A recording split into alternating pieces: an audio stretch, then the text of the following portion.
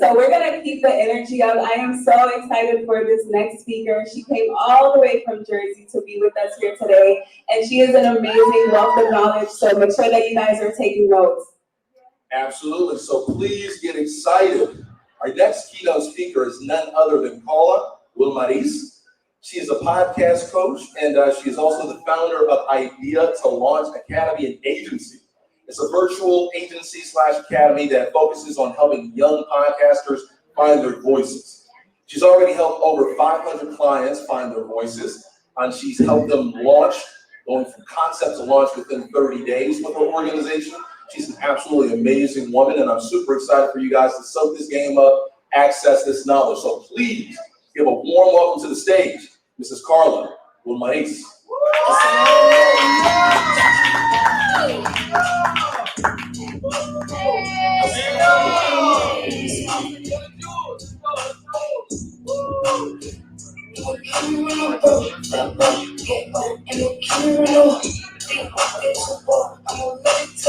Okay, I told the DJ to put some music on. I'm gonna wake up. Let's wake up. Anyway, got coffee, a drink. There we go. Now, if I ask you this, don't be mad at me. I know it's like cold. Can we move a little bit? Not be too close. Like I said, I took them up more, so it's a little scary. But let's move them closer. I want to feel like I'm waking up. And these chairs are real comfortable. So for you, come on. It's reserved for you. I want you close, so come on. Oh wait, don't worry. And if you're scared, it's okay. I get it. It is totally. Anyway, so like they said, my name is Carla Wilmaris. I am originally from here, so I do not claim New Jersey. I've only been gone 2 months. I'm a Florida girl. I have been podcasting for a very long time, but today I'm going to specifically talk to you guys entrepreneurship and podcasting. It's not how I started, and I'll tell you all that story, but specifically for entrepreneurs and how that will work and how it can help you monetize a podcast. It's still very new, especially in our culture. So today we're going to learn basically, who I am. She's probably like, where does this girl come from? Who is she? We're going to talk about facts and myths about podcasting because there are a lot. And then business podcasting. Whoa, this is not it. Okay, you can. I don't think it pulled up correctly. Do you have Canva? Are you still on Canva? And we put it. You send them the link? Because it's web-based. All right, talk to my mom. Just social. Okay, I'll do it. That's it. Go ahead and talk to them. No, yeah, I'll do it. It's okay. Technical things happen all the time. I work in the tech world. We got this. We get this. Okay. Let's do this together. It's okay. All right. So we're going to talk about basically different business podcasts that we have and how you can then make your business into a podcast. And you're probably thinking, how I probably have a service, I probably have a product, I might be an attorney, I might be a doctor, I might have a service-based business like my friend does. It's beauty. So everybody can have a podcast, but how and why? So basically, I was an accountant from 2013 to 2018. Sitting by myself behind, no, don't take it from me. I want it back. Anyway, from 2013 to 2018, after that, I started a podcast in 2017. It was called Shit, I'm 30. Everybody's like, what the hell? Yes, I was going through a transition. I turned 30. I didn't know what to do, so I started a blog. And quickly, I need to turn that into a podcast. If you're offended by bad words, you might hear a few years, so disclaimer. I was like, cats, fuck, and like, when I really wanted to scream, and it wasn't coming through, so I was an avid podcast listener. I don't know if you ever heard of Serial. It was a big podcast back in 2014, 2017. And I listened to podcasts all day. I was an accountant in an office all the time. But how can I get myself on iTunes, on Spotify, and all these things? I had no idea, so I started as a blog, and I started to teach myself. By the end of 2017, I launched Shit, I'm 30. March, I launched the first episode. It took me months and months and months to figure it out. And I'm talking about being an accountant, coming home super late, taking care of my daughter, cooking dinner, and then teaching myself how to do a podcast. After that, I quit my job. From March when I started to October, I quit my job as an accountant. My career, essentially, $70,000 in student loans, which I still don't pay. I don't care how much money I have. Somebody is going to take it away. Joe Biden, come on, somebody help me out at one point in time. I'm not paying it. So aside from that, I had a live show. Now this live show came about and you're probably thinking, why did you do this live show? I didn't know who was I really thought it was just named Jenna, my daughter, the owner. I think he was here at some point in time. I'm sure he came, Moxie. He had an art gallery and people didn't know what I was doing. People knew he was like, I'm gonna give you an art gallery. ABC Liquors gave me cases of wine. Who was I? But an accountant behind the door and a mic in my spare bedroom, or it was actually my daughter's playroom. So Shit I'm 30, the first year had over 100,000 downloads. The first year, over $150,000 in revenue. Wow. And I built what some call a cult-like community. I literally have had people fly during the pandemic, 15 women, over $1,000 each to come to Florida and spend a retreat with me off of Shit I'm 30, which I used to call my shitty little podcast. I'm just sitting here in a room talking to people about my life, what I have going on, which really it was getting rid of expectations about where you should be in your 30s, which is a big thing in entrepreneurship as well. I don't know how old everyone is in here. You might be in your 20s, but you're probably thinking, I'm about to be 30. Or you're in your 30s and you're thinking, shit, I don't have my shit together. Or you're in your 40s and now you're like, fuck, I'm old. You know, what am I supposed to do now? Now I gotta be somebody's grandmama. If I don't have kids, my ovaries are just done. You know, that's probably what you're thinking, but that's not what happens in business. You can do anything at any point in time. And I did, still being an accountant, having just finished my degree. I did it by just getting on a mic and believing in myself when no one else did. So from there, I also want you guys to know that I am a mother of two. I have a 16-year-old. Oh, look at that. That's me. Hey, girl. I am a mother of two. I have a 16-year-old. I hate teenagers a lot. And then you have another kid, and I forget that they're gonna grow. So I now have a 6-month-old. Let's see how that goes when he's a boy. Maybe it'll be better, maybe it won't. We'll see. So I also am a mother of two. And then I launched this academy in 2019, early 2020, but I tested it for about a year on how I would teach people how to launch a podcast within 30 days. Why? Because when I started, it's a very, any white people on here? Okay, yeah. It's a very, very white space. It's very white. And white male dominated, white old man dominated. So when I came into the space and I needed help, nobody would help me. There was literally a man asking me for $6,000 for me to just speak to him and try to figure out how to start a podcast. Sir, my daughter's hungry. Where am I gonna pull $6,000 out from? I'm not making any money at this, but where am I supposed to get this from? So I started teaching myself how to start this podcast. Here we go. Now I have to teach somebody else. I need to get more people that look like me, sound like me, that I can help to be into the space as well, because if I don't help them, who is? There are others that can help them, but it's just expensive and it's not worth it. It just really isn't. Now, is it worth it when you have the information, when you have someone that can relate to you, when someone that can give you results? Yes. When you can figure out your own voice and what you're doing, absolutely. So there's a few of us in here, so I always ask this, when I do webinars and when I do this, I'm gonna take attendance so I can kind of know who is here, and I wanna know, like, if you're a small business owner. Is anybody here a small business owner? Yes. This is big. An expert or creative of any kind. If you could be more than one, because I had two. Okay. What about a coach or consultant at the moment? Perfect. Blogger, YouTuber? In between, somewhere right around? Okay, no problem, got that. Corporate professional, are you in corporate? That's where I was when I started. I was still in corporate. And then a speaker, and by speaker, I don't mean up here with a mic. You could be, oh, it could be this too. But by speaker, I mean you have a story to tell. You know how to talk. I didn't take any type of communication courses. I just talk a lot. I used to get in trouble a lot for talking. But if you have something to say, if you have a story, if you're able to tell your story in any way, shape, or form, you're a speaker. And you get better with time. So I see that a lot of you guys here are business owners. I'm obviously entrepreneurship place, but what kind of business owner? Do you have a story to tell? Are you already a coaching and consultant? Then you need a podcast. Why? Tell you why. Tell you duh. So what is a podcast? A podcast is an audio experience. Literally, it's just like a radio show. We've been listening to radio for years. Years we've been listening to radio. And you just get a smartphone like this one, and immediately people have access to you. In like 20 different apps, including Google. They can just Google you, press play straight from, Safari or Google Chrome. That's what a podcast is. So they can be from any length. They can be 1 minute, 5 minutes, an hour. Joe Budden, 3 hours. You ain't gonna catch me listening to that. Too long, just too long. I don't have time. But he has millions of people that have time. And I say that to say, he's making millions off of something that I'm saying I would never. But there's plenty that I say I can live without when he doesn't show up on a certain week. So you have your target audience.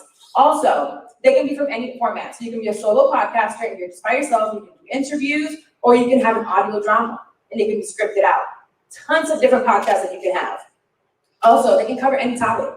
Like I said, she has a beauty business. You might have a service-based business. It might be a mystery show. It could be a mechanic show. You could be a doctor. You could be a dentist. You could be a motivational speaker.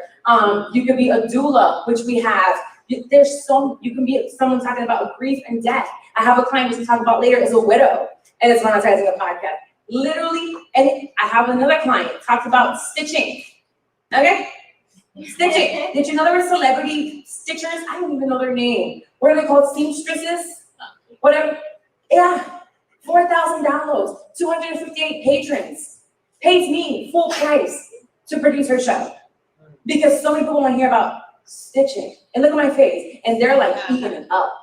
So you don't have to worry about those people that don't care about what your stuff is. Worry about your audience and nobody else. And what you're passionate about and what you actually like.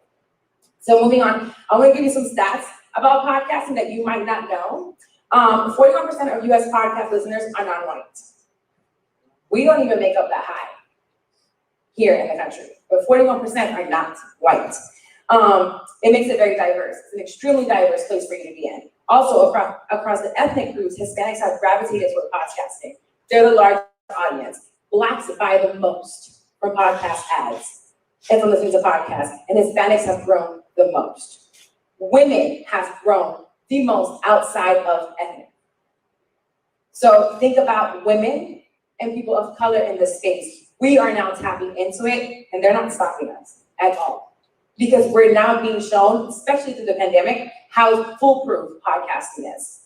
Now, 3 reasons podcasting is the #1 content platform. So I have it up here. It fits into people's lives. So do any of you guys listen to a podcast or have ever listened to a podcast? No. You guys have podcasts, perfect. Where do you listen to podcasts? No. In the car? You know, commuting to work? Where else? On who? Alexa, at home. Oh, at home. Okay, at home. You ever take a shower? While taking a shit? I do it all the time. I've been staying there for a long time. So I do it while cooking, while washing dishes, while trying to drown out my 16-year-old from talking to me. All the time, you can do anything you do in your life while having a podcast playing. You don't have to stop what you're doing. And that differs greatly from a YouTube show, from an Instagram, IGTV. You can be on your podcast and still scroll through Instagram. You can still do everything else that you have to do on your phone and your podcast still be playing. So that makes it very different from any other content platform. Also, they consume it for longer periods of time for all the reasons I just told you. You can work, you can drive, you can do everything while listening to the podcast. And it's the best way to create intimacy and authority. Now think about the fact that I'm talking to you once a week for 30 minutes to an hour, and I'm in your ear. That is the most vulnerable time. You're listening to me. You're soaking in everything I'm saying every single week. I don't know about y'all, but the podcast that I listen to, I swear I know them. And if I run into them into the street, which I have, I fangirled out. I did. I looked so stupid. I was like, how about the dog? Because he has a little dog, and I just knew I need the dog. And he's just like, okay, relax. And I have to relax. And eventually now I know him. But it was really weird the first time I met him because I felt like I knew him because every single week for 2 hours, I know you. I know you've gone through depression. How are you doing? He don't want me to talk to him about his day of depression. But I felt like I knew him, we were friends. So that's what podcasting does. And I had never met him in my life. So going from there are some myths now. And this goes for social media. It goes for any businesses. People think you need expensive equipment to start. And you don't. I literally started with a $69 microphone and I had a Surface. Do you guys know those computers, the Surfaces? And then I would also, so my corporate job had this real cute Lenovo. I was a terrible employee, by the way. Won't lie. But I used their laptop all the time to do all my stuff. I used to edit, I used to post, I used to work out while I was at work. My work was done 90% of the time. But that's what I did. You don't need anything expensive. Literally, whatever laptop you already have and a microphone you're gonna get off of Amazon. That's it. Just start. And you can actually keep going with that. Then aside from that, you have to have all these followers on social media. Bullshit. No, you don't. I had 1,000 followers, promise you about 500 were bot followers. If I had 20 likes, 30, don't let me catch 50, Kim. Watch out, I'm coming. Really? Don't worry about it, I'm coming. I didn't have a large following. I used to post those ugly selfies, with really bad filters, and my food on the phone plate. It was like, I get it up today. That's what I used to post. So don't worry about not being this huge influencer on social media and now, I can't start a podcast because I don't have this huge influence. It's not true. And then the other one is that you have to be a natural born speaker. Okay, I talk a lot. But you don't have to be naturally born. I say I stutter. I have this weird list thing that happens. It's just, I listen back to my audio and I'm like, do you understand me? I talk really fast, really fast. I have to be told all the time to slow down. But people understood me. And I said, well, how? I look at the countries, and I'm 80+ countries, and I'm looking at Turkey. I said, how do you know what I'm saying? All these, India, how do you know what I'm talking about? If you're listening in 80+ countries outside of the US, there's people outside of here? COVID. You don't know that much. So I want you guys to know that all of those are lies. Do not have to worry about what you already have. You can start from ground zero, just like any business. Of course, you're going to need a plan and a strategy to get there, but you can do it. So now a podcast is an asset. It's an incredible asset for a business. Incredible asset for a business. It's going to help you reach new markets. Markets, like I just told you, I'm in 80 countries. I'm a service-based business now. I can reach people. I have had people from Africa. I have had people from London. I have had someone from Amsterdam. I thought that was pretty cool. I was thought about the red light district. Never been there, but one day. But everywhere in the world, you literally have people that you can reach, and you never know who they are and why they might listen to you. I'm here. I've never met anyone that put this together. Literally, it was off of social media and my podcast. That was it. I meet people all the time. I really do have anxiety meeting people in person, whether it looks like it or not. I just weird.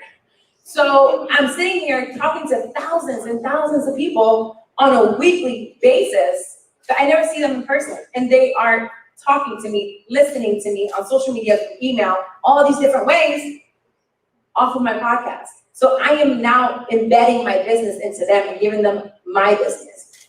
Now, your brand and authority. I'm sitting here talking about podcasting, Anna. Off of my podcast. I became the authority of podcasting from a podcast. But you can do it off of your service, whatever you do, whatever your industry is. Now, there are some advantages. Like I said, reaching new customers and deepening your loyalty. 1,000%. You're going to reach way many more customers than you can going to just local events, which you should still do. But going to local events, you're not going to reach somebody on the other side of the country. That's in a different time zone. That won't be able to be there at the same time. That place might not be virtual. Clubhouse is great during COVID, but it was great.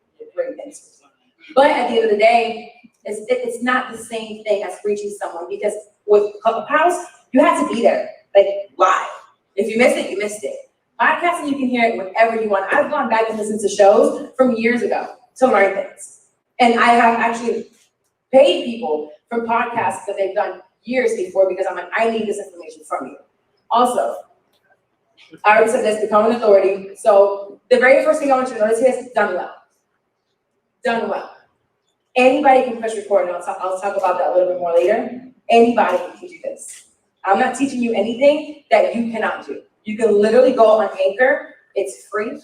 Hit record on your phone, and you will be on iTunes, Spotify, iHeart. You will do all of that. Will it work? No. Not if you do it that way. Well, one, because you won't want your content, but two, because it's probably gonna sound shitty. You probably won't have an outline. You probably won't have these segments. You probably won't have a target audience already put together. It's still a business. The way that I look at podcasting, I'm looking at it as any other business that you already have. So I don't look at this, I'm just gonna chit chat with my friends and figure it out. There's a strategy behind it before you even launch. And that's how I do podcasting at all times. It's fun. It's a fun way to have a business, if that makes sense. And then expand your revenue stream. So if you have one business and you're great at one thing, it shouldn't be just one thing. You should have separate income and revenue from that one thing that you're great at. So this is another way to get leads. So with this, you create different channels for marketing. You're gonna create the opportunity to build relationships. I think one of the things when we talk about, and I'm not sure who spoke before, but if no one has told you that relationships, to me, means so much more than any check that I can get. The relationships that I built, the doors that I have opened, have brought me so much more than any money that I've ever made. Because those are doors that will keep opening, that will keep being there, and in turn, you'll get money from that. But it takes a little bit more time, but it's invaluable. So the relationships you're going to build are invaluable when it comes to podcasting. Now, I had a dream one day. I used to love this guy named Charlamagne. I don't know if you guys know who he is. He was wild, he was crazy, and I talk about him. It's very surreal where podcasting took me, and I'll try to tell the story very quick. Basically, I was behind this desk from Orlando. You guys know this is, if you guys are from here, this is Disney World. We don't have a huge media outlet. We just don't. You know, families come here, everybody got their, their wife and their kids, and they go to the park, and it's so sweet, and it's so cute. We have a lot of corporate, but media itself wasn't growing here. But it didn't matter to me because podcasts, I could be in my daughter's playroom, little setup I had, and I could reach all of these people. So I kept growing and growing, and I told myself in 2019 of that summer that I was just gonna leave. I'm going to New York for 3 months. My daughter was 14 at the time, and I said, I'm sitting house at daddy house. That's it. You have 14 years, so figure it out. You gotta go. It's just 3 months. You'll be fine. 14, you can feed yourself. You're fine. Go to your dad's house. I gotta go. I had, I believe it was about $6,000 in the bank left from when I quit my job. Because I then quit my job, and I tell everyone, I quit my career with a year's worth of savings in my bank account. I know some people just leave and just say, I'm done. That can work. I have a kid to take care of, So I had an exit plan. My exit plan came about, I left, I had the money in the bank, I had about $6,000 left, and I left to New York. I had a friend that lived in the Bronx. Little hood, but it's okay. Got in there, I paid her for a room, no problem, take the train everywhere we go, you can't have a car. And I started to hustle. And when I tell you I hustled, I found every podcast. Before I got there, actually going back just a tad bit, a couple of months before, I knew he was gonna be in Atlanta. I don't know him, but I was into his podcast, and I knew he had a security guard. And he had a real big black guy with dreads. So I took my ass to Atlanta, round trip in the morning, coming back that evening. And I told myself, I'm gonna find the security guard, I'm gonna get there early, I'm gonna be friends with the people in the place. Like, it was just like this. I'm gonna get there, he's gonna speak, I'm gonna find him, and I just have to tell him, please mentor me. My plan was to find him, tell him what I wanted to do, and tell him that we work for you for free. For free. I don't care what I gotta do. I still got a little bit of money in the bank, let me do this. I was about to quit. And I did find him. I found that guy, the security guy. He thought that I was a total stalker. He's like, what do you want? I'm just trying to eat my eggs. And I was like, I just gotta talk to him for 2 minutes. And he's just like, nah. And I was like, please? So we just talked, please talk to him for a little bit. I remember they let him out and they needed him to take him to the bathroom. And I was like, please, just give me 2 minutes. And he's like, you do some crazy shit, I'm fucking you up. I said, okay, no problem. So I ran over there from there, don't remember what I said. I just know I remember saying, I want you to mentor me. I want to talk to you. I don't know what I said. I don't remember. I was so damn nervous. All I know, he said, give me your phone. He put his phone number in his email, and he said, contact me. That's what he said, contact me. So for the next year, I stayed friends with the security guard. I hit him up a few times when we had events, and I would fly myself to the events. And I wanted to be there. I wanted to grow some type of trust with this person. So when I went to New York, I said to him, yo, I want to learn the radio space. I applied here when I quit my job to a radio, and I didn't get the job, and I thought it was over. I just knew I was going to have it. I was on air here at XL 6.7 with Johnny, is his name? Johnny, I didn't get a job. They gave somebody else. I was mad as hell. But it saved me because of that May I was able to go to New York. I told him that I want to work on some things, and I was able to get into iHeart to learn the boards. So I got into iHeart from behind the scenes, and it wasn't a relationship with him per se, but it was the fact that he said, okay. And I just stayed quiet, stay in the back seat. I wanted to watch what was going on. And I say this story to let you know, don't be scared. You never know what's the worst that could have happened when I went to Atlanta. I lost $90 in spirit. No spirit. Ain't got no shame in my game. But I was right back. They got me there, got me back. He would have just said no. I went to a conference, would have met some people and came home, and I would have tried something else and kept going, But it worked. So I learned the boards, and I'm in New York. Every Wednesday, I would go to their recording, to the show. on top of being at iHeart all the time. So this Wednesday, I happened to be at the show.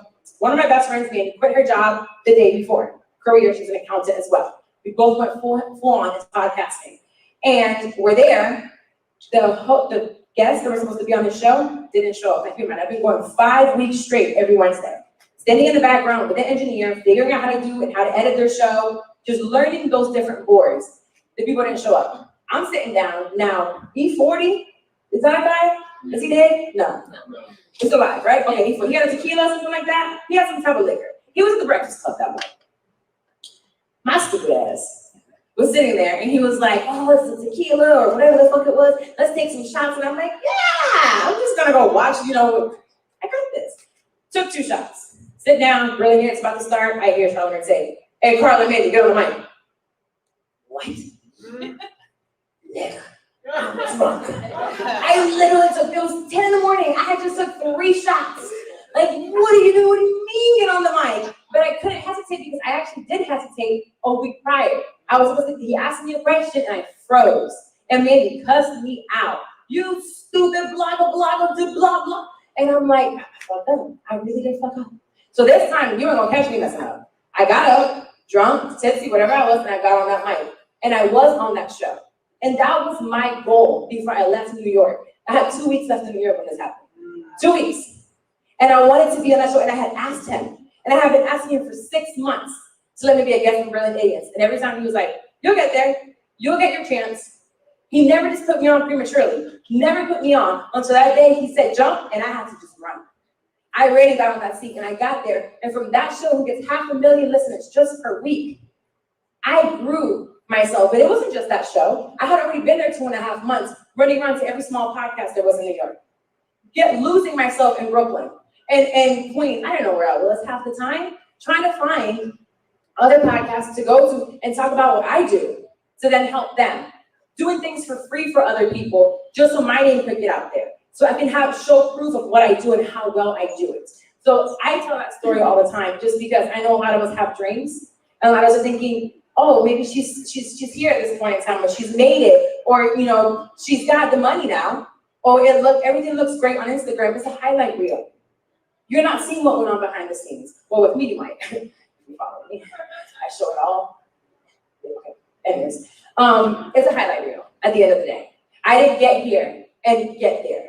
That wasn't it. There was a lot of work behind the scenes to get Ryan and Nonstop and Resilience to get there, and I was annoying. I was annoying to these people. I sent emails. If I got your number, because I'm texting you and I'm calling you and I'm asking you for let me do these things, and not in the sense of do me a favor, but I can provide value to you. Let me show you. Let me show you what I can do. And I had no shame in doing anything for free or putting out money out of my pocket to get there, just to show others what I could do. I think sometimes our pride gets ahead of ourselves and we don't do certain things because of that. So now, I'm done with me. Anyway. Oh yeah, the security guard, we're engaged now. Hey, oh my baby. So yeah, I'm hearing some change later. I don't know what happened. I got me right. He moved me to Jersey, you know what I mean? And I'm the best man at our wedding is Charlamagne. So bring it all full circle. You never know why certain things happen. You never know. I really was just looking for that guy. I knew nothing of him. Absolutely nothing about him. Just the fact that he guarded this man with his life. Because I knew more of the person who he worked with, but not him. So, yeah.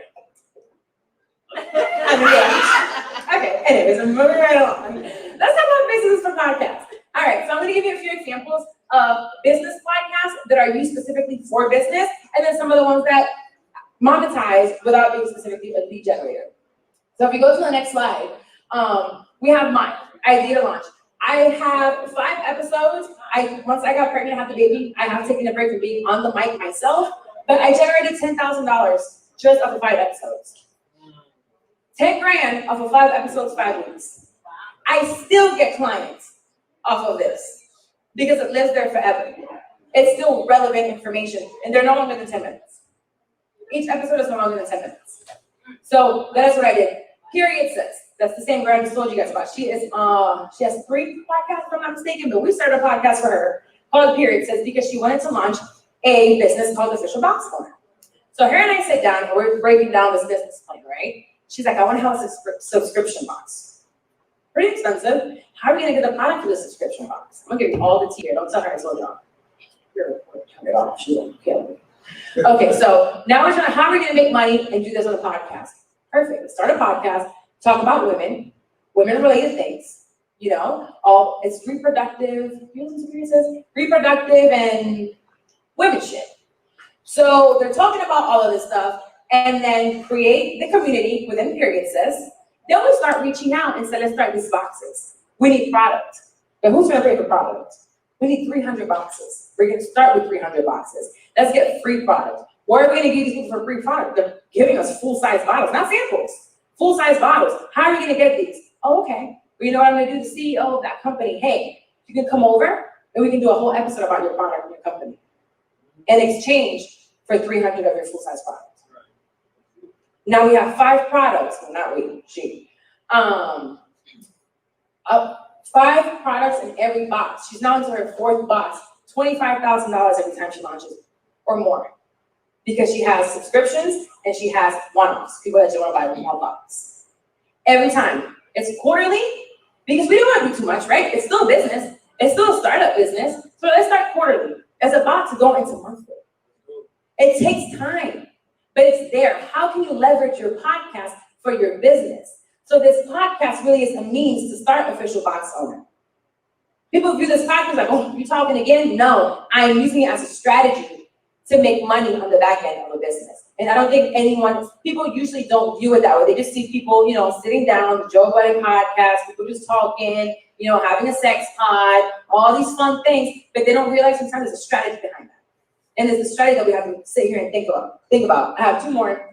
Then I'm gonna tell you, Adulthood Disruption with Shelly Bell. If you guys are active in Clubhouse and entrepreneurship, you probably heard of Shelly Bell before. She was the first one that I had under my agency last year. She is a capital venture. That. And with her, I didn't know which way to take her. She knows how to get money from people. We're like, well, how do we do this? We should reach out to Experian. Experian, here, we're gonna do the first 12 episodes. We're gonna say this is powered by Experian. We're gonna bring on certain experts. She's gonna give her expertise, but everything is branded as Experian. $200,000 just to start this podcast. The way she branded her community and her email list, and which is already done, and her contacts. Now let me tell you something, this podcast don't get more than 100 listens a month, a week. This podcast does not get, I still have access to it, does not have more than 100 listens per episode. But what happens, I'm gonna show you later on how she then uses this podcast to brand and have video and put on social media and make sponsored content and make blogs and have it on her website. This podcast alone gets repurposed to get money. So another one, Earn Your Leisure. These guys, when they first started, which, you know, I brought them on. They're just 2 guys from New York. They started this podcast about business and different business, different businesses, right? They'll bring on different CEOs and they explain from startup to where they are now, how they did it, all the behind the scenes. At this point, they're on the Black Effect Network of iHeart. They now have made their own network, which now they have podcasts under them. They have Earn Your Leisure University. They're making 7 figures out of this podcast. They've done this in less than 2 years. The one thing about them, they have not missed a week. They produce content like, I mean, they are out there producing content, doing conferences. They're doing everything that they can. So everybody that you'll see that's making money is not half-assing the podcast. It's not showing up and saying, oh, I'm tired of shit. This week I'm gonna skip, I'll be back next week. Life, that's my favorite one when I get life, I skip the week. We all got life.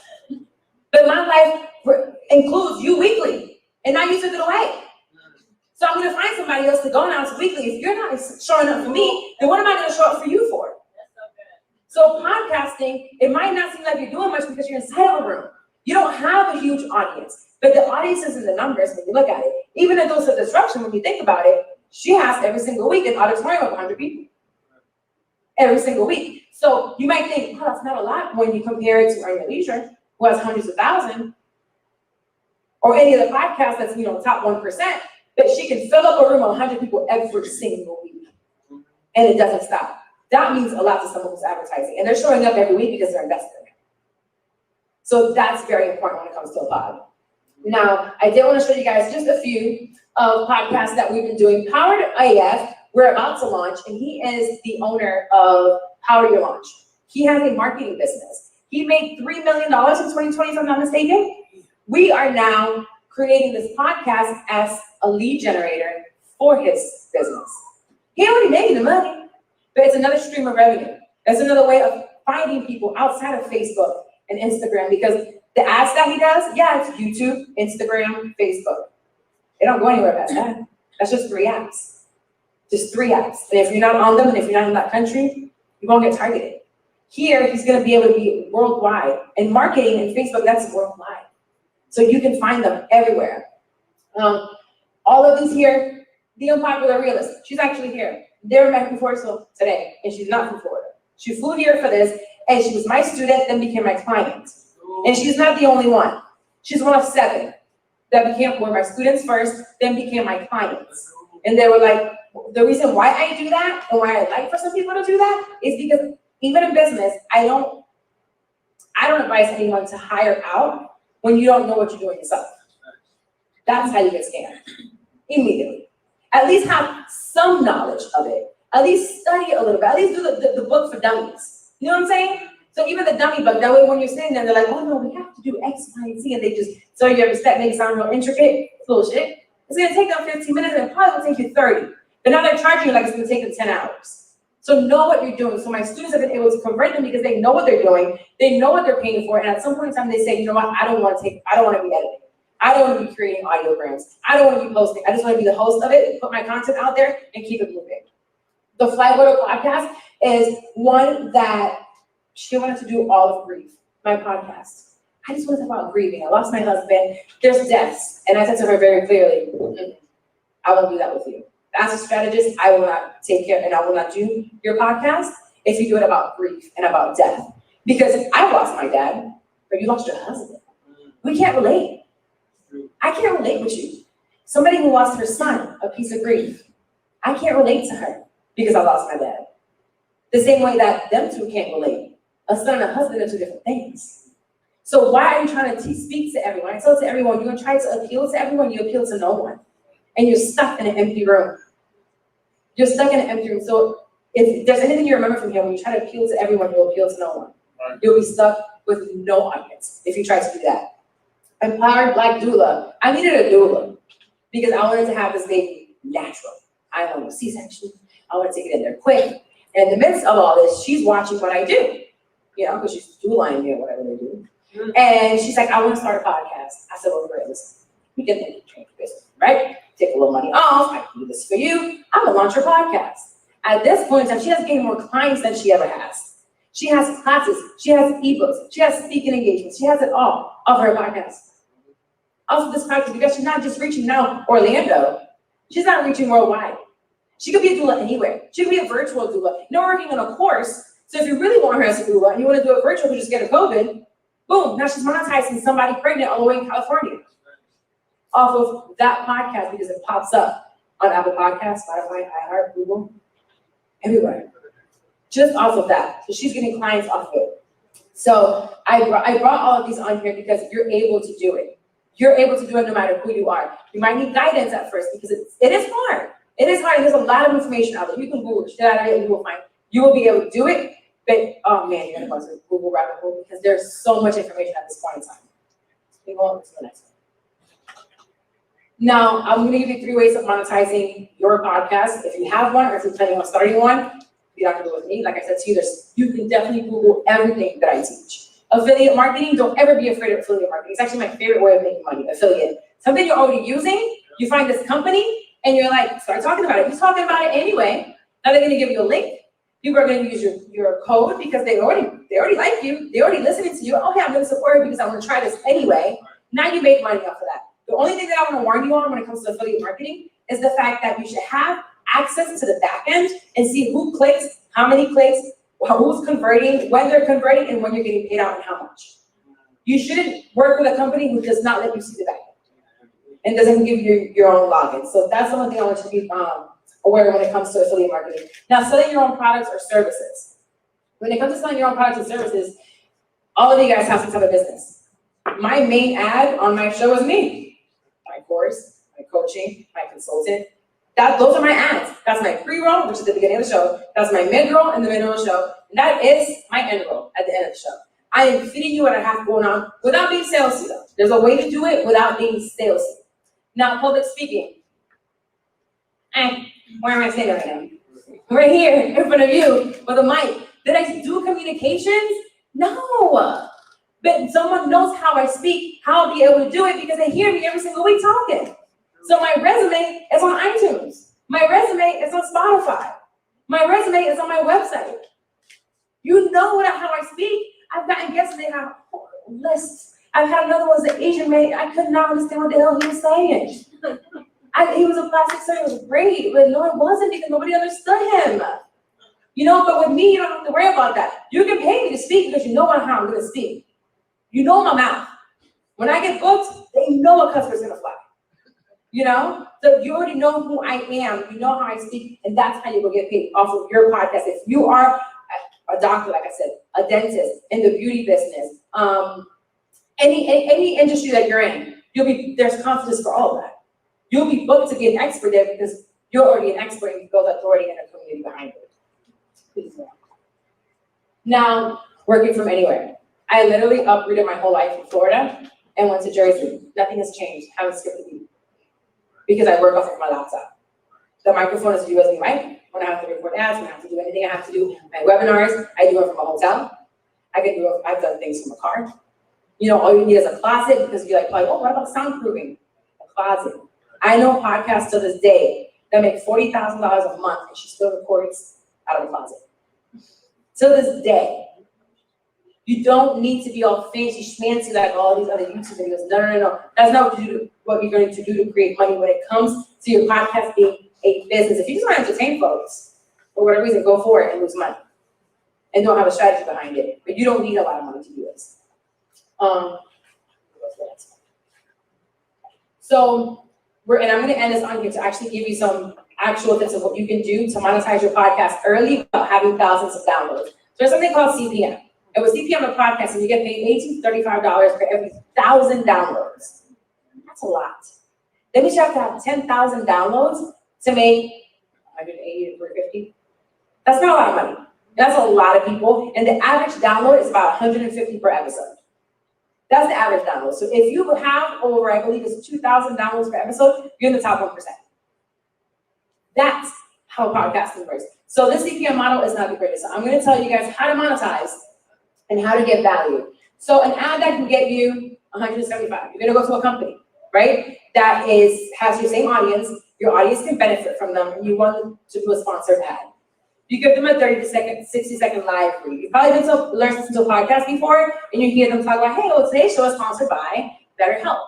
You can get a counselor, and you're like, wow, if you're going through some things in your life, all that, I do BetterHelp. 30 to 60-second live read. Then you tell them, oh, you're going to get a permanent link on iTunes, Spotify, SoundCloud, iHeart on the description.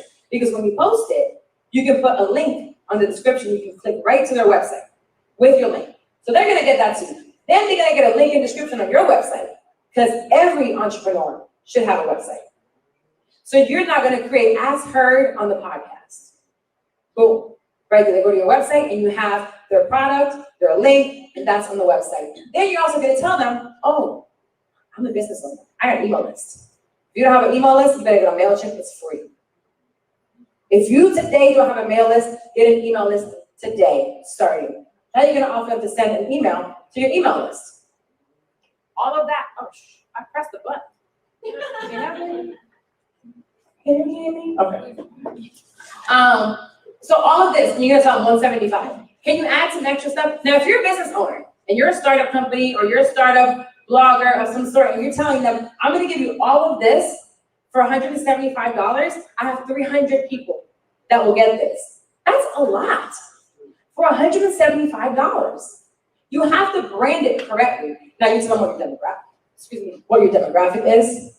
You know, are they women? Are they men? Most of podcast listeners have a 75,000 or higher income. Podcast listeners, you can give them some stats about podcasts. You can give them the stats of how Black and Hispanics listen to podcasts and how they buy the ads. Give them all of that in a media kit, which you all should have at some point. And then you can add some extra stuff. Well, I have social media. Doesn't matter if you only have 500 people, that's 500 people. I'll give you a story. I'll give you a post. I'll put it on my link tree. That's extra now, which you can include it if you want or not. You can give them several episodes and say, you know what, for $175, you get 3 episodes. Your choice. You can start off that way. Then you can say, I'm going to add a sidebar to my blog. Do you know what your blog is? Your show notes. You already have the blog written on your show notes for your podcast. You just bring that same content over to your website as a blog. And then you're like, I'm also going to add a sidebar here. You're not creating any extra work. But they don't see that at all, because now it's another medium for someone else to find you. And then you can wear their products. I've worn certain people's like shirts or glasses, and they pay you for it if you have video. If you have video content. And video content means that you're literally at your house with a webcam, which is how I film mine. Literally, it's a $60 webcam, my computer, and my mics. And I record on something called Riverside.fm, which is the best way to do anything virtual for podcasting, Riverside.fm. So all of this now, I'm $175, 1 ad per show, 4 times a week, 2 times a week. You're making money. And that's like what, 30 minutes to an hour? 30-minute show. 30-minute show. You can have a pre-roll. Pre-rolls cost less, make it $75. You can have an end roll, make it $50. There's so many different ways to make the money off of this. But sometimes people think like, oh, I'm just gonna put an ad on my show. No. Give them value. Don't go to a business and half-ass it again and be like, oh yeah, I got this podcast, you wanna give me $100? No, I don't actually. I don't. Because I just don't have $100 to give, but I have $100 to invest. I have $100 to invest. So let's go over to the next one. I love this quote, and I always put it, you're always trying to be normal, you will never know how amazing you can be. On the mic, it's scary. You're at home, you feel stupid, you're recording certain ads, I feel dumb as hell sometimes recording it, I'm like smiling to myself and looking in the mirror and trying to sound lively because it's an audio experience. So if you're monotone, they're not gonna come back. If you're like, if your energy's off, I'm gonna hear it. You know, if you're too loud, I'm gonna hear it. Getting it right is gonna take you some time, but at the same time, you'll never know how good you can get until you start trying. And if you start thinking, oh, I can't make it onto iTunes or I can make it onto Spotify, then you won't. Just do it. I was nobody. I was really nobody when I started doing this. But now this is where I came. And actually go on to the next one. Basically, I just wanted to thank you guys for doing this. I want to take a few questions because I love when it comes to talking to you guys about what you have going on. And I'll stay for a little bit. I do have a little infant at home that's teething. But I love for people to tell me ideas, and I can just give you right back. So I'll probably give 2 people like a few ideas or any questions you might have about podcasting itself, and then we can go from there. Anybody have any questions? Hi, hello. Hello. What's your name? My name's Jasmine. Okay. My question is, how do you separate your online persona from who you are? Because, like you said, you have multiple people. They're able to watch you in any time of the hour, constantly. It could be like 24/7. So how are you able to separate the 2 personalities? Like, why would you want to separate it? I don't know. Some people can be uncomfortable with it. Some people may not. Are you uncomfortable with yourself? No. Why are you separating? Because some people may not have a positive reaction. And it's just like, I hear you talking about other people. What do they have to do with you? I just wanna know to like, Then this might not, if you're not comfortable with who you are and accepting people not being comfortable with you, this is not the space for you. You have to know who you are and be okay with who you are. I get trolled all the time. Oh, I look like a man girl. I'm not in my 50s. Whew, I am a gold digger, okay? I don't know how to talk. I'm broke. I married the broke security guard girl. My kids won't even go into things to say about my kids. Who are they? Most of them are hiding behind a fake page. To this day, my family has never supported my stuff. Have not shared my podcast. There's my first actually keynote speaking. I have spoken before. First actual keynote. Thank you. You think anyone in my family said anything to me? I got my day one right here. But guess what? My bank account keeps growing. So stop worrying about everybody else. Cindy, how old are you? Just turned 18 last week. And I get it. Congrats to me and a little girl. Things are gonna get real hard for you, okay? Bills is coming. No, but I want you, Daphne, as a young lady, to know that you don't have to worry about what anybody else thinks. If you feel like what you're doing is okay, and you know right from wrong, you're old enough to know right from wrong. But if you still choose to do wrong, own it. If you still choose to do some fuck up things, own it. And know that then you have to fix it yourself. But whatever you're doing and you really truly believe in it, forget about who's talking about it. Because whoever's talking about you, they're not doing anything with their life. But watching you, let them watch. Give them something to watch.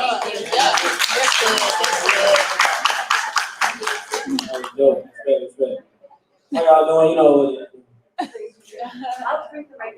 y'all already know what it is, man. It's your boy Corey, Champion Circle. I wanted to ask, because you mentioned earlier about the young lady who was able to kind of position herself strategically with experience. Yes. As a copywriter, one of my goals is to write ads for companies to pitch to digital platforms like podcasts. Okay. Could I take that similar approach, or what would you recommend? As a copywriter, there's so many different things you can do as a copywriter. I help the guy do show notes for podcasts. That's something totally different. But copywriting, you can write the show notes for different podcasts. Can you write pitches for companies? Absolutely. And then do everything that I showed you. Hey, you have this website, you have that blog, you can show them how to pitch. And if you know how to write it yourself and you have the great writing behind it, you can create the media kit and take all of that, absolutely. I pay somebody to do that. Oh, no. Question? I promise.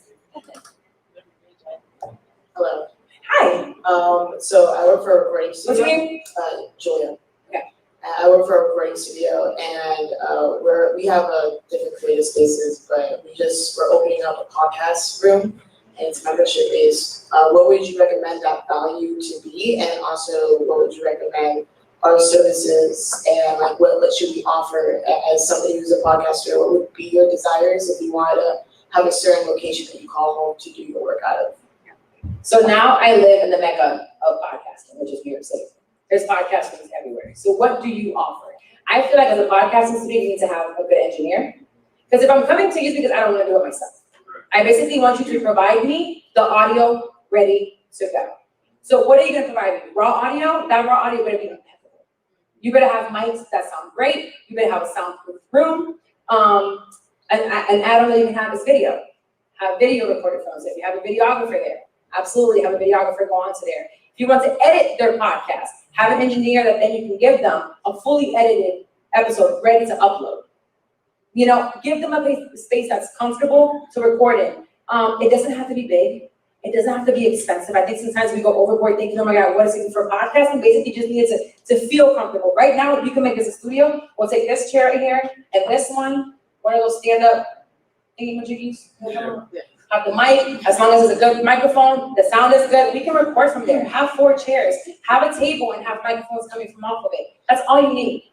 But make sure that sound sounds really good. A Rodecaster Pro is amazing. I'm sure you have someone who will know what to use, but make sure that audio sounds really good and that you have backup. Do not get yourself caught into a studio and not have a backup recording because it happens all the time. You will lose your audio at one point in time. Have that back, especially if they're paying you. I've done so many recordings in studios, not so many, about 4. It felt like a lot. And one of them was, who is now my fiance at the time when he wasn't, and he has a huge following. So when I had him going, we did an entire hour and a half recording in that studio, lost our audio. And I did not think I was gonna be able to get him back. Their schedule is disgusting. I cried. When I tell you guys, I cried. And by the grace of God, a few days later, he came back at 6 a.m. to do a recording with me. I should have known he was alone again. It sucked because that first audio was amazing, what we were able to do. But have a backup recording every single time. Oh, and in value, you have to look at the market value of where you live. It's different everywhere.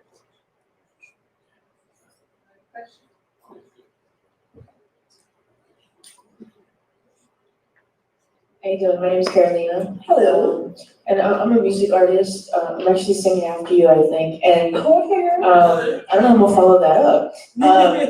There's a question, regarding how to potentially tie the two together and expand the reach in that sense of, coming from doing music, kind of having a podcast, like you said, having multiple streams to be able to kind of gain new audiences, new listeners.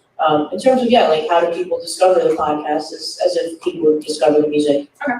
So I really think when I think about artists, I think we fall in love with them. We have this, especially in America, where we love artists because of their personal life. Like Beyonce says something, then she puts some stuff out there behind the scenes, we eat it up. When Meg got shot, ooh, you know what I mean? So we love their life. So if you give me your journey as an artist, I don't know where you are in your career, but there are hundreds, if not thousands, if not millions behind you trying to get you to where you are today. So maybe show that process. I do have a young lady, Lick the Rapper. It's one that came from Idea to Launch. And she is a rapper in the Richmond area. Is that what she's from? He was from Houston. He was from Georgia. I don't know where he is from. Anyways, Lick the Rapper is her. So she's a rapper. She brings on people from the area that she's on, like local artists. And she also brings like other guests, but that's how she's built her community. Now she's a voiceover artist. She's doing all these other things, but maybe if you have a show where you're showing your, how old are you? 25. 25? It's a huge community in your age group that you can target. So if you want to target maybe your lifestyle, what your nationality are you? Ecuadorian and Italian. And you sing or you rap? Both. I sing. You I sing? write music and produce. So maybe if you can target those people that look and sound like you that want to get to where you are, you can start telling your journey. And within that, you also have your music because you own the rights to your music. So one thing with podcasting is you cannot play music in a podcast because you don't own the copyrights of it. You don't own the rights of it. You own the rights to your music. It's your music. Yeah. So you can play your music. It can be, you can find ways to put it into there, whether it's like in the beginning, towards the end, maybe while you're talking, like those vocals out, bring your personality into it and then show your journey into what you're doing. That's going to include your life plus your music.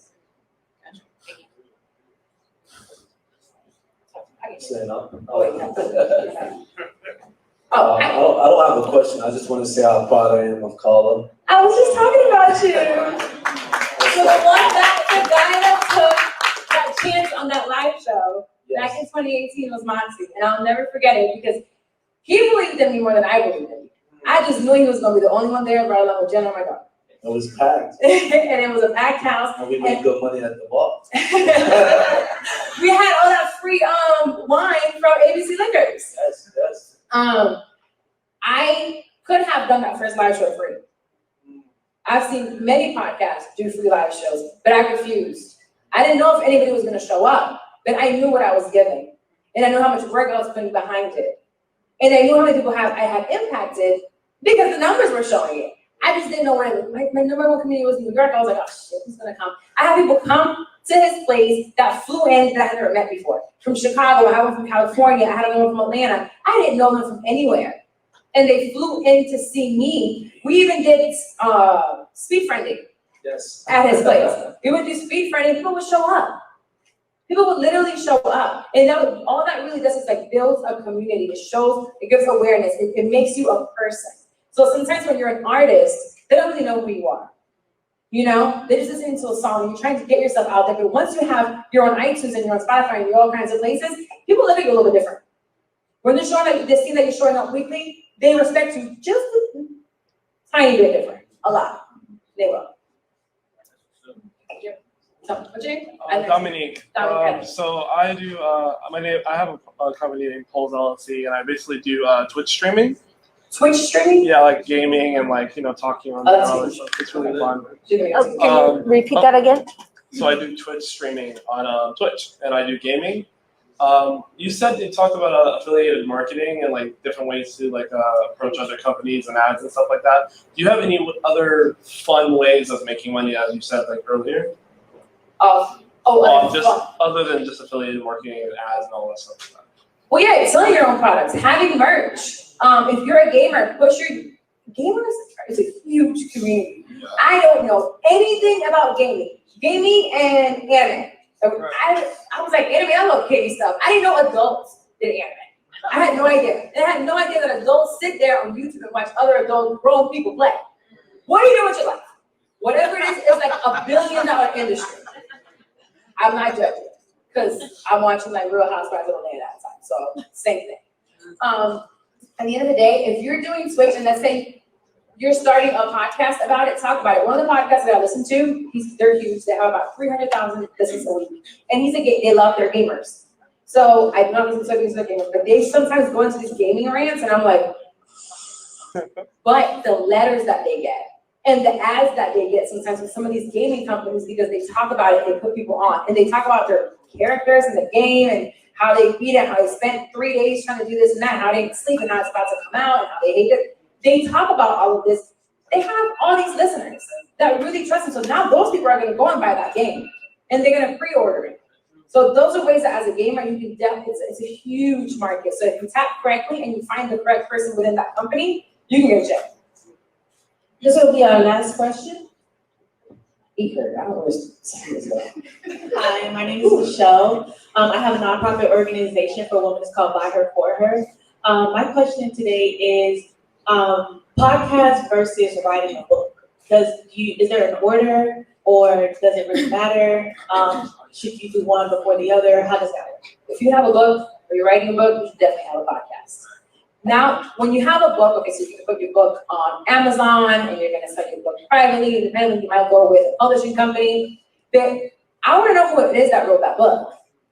You don't have to have a podcast. And if you don't wanna start a podcast, go on a podcast run, which means become a guest on as many podcasts that fit the demographic of your book. If you're talking about a children's book, do not go to a sex podcast. They probably have a lot of kids. I'm just kidding. But no, like stay with your demographic, right? So there's now, as of 2021 July, 2 million podcasts. Less than 1 million are active. Find the ones that are active. They don't have to be huge podcasts. Like I said, if they have 100 people, that's 100 people that really listen to them, and that is your audience. Somebody is gonna find that book. Somebody's gonna find you appealing. Try not to go, I don't even like big celebrities when they come on your show, because there's nothing they're gonna say on your show that's any different from anybody else's show. You know what I'm saying? So find shows that really, it makes sense. Their audience makes sense, and pitch yourself correctly. Don't go over there talking about, I got a book I wanna promote. I have plenty of those, and I delete them. Don't tell me that. Tell me, hi, I've been listening to your podcast. I listened to this one episode where you talked about A, B, C, and D. I wrote a book and it has to do with A, B, and C. I would love to bring this to your audience because I think it would help them with blank. Don't go over there talking about, I have a book. I don't care. I can write one on Google Docs too, right? So tell me what you're gonna offer me, what you're gonna bring to me, and because I want content. I'm tired of creating content every single week by myself. Bring me the content, but not just let me write a book. And you can definitely, so either start your own and start promoting that way, or if you don't want to do that, it's definitely you can sell that book by going on other podcasts. And that is it. My feet hurt, y'all. But thank you so much. I really loved it. And if you guys ever need anything from me, you can reach me on Instagram. You can email me, and I'll be available. You guys give it up one more time for Carla.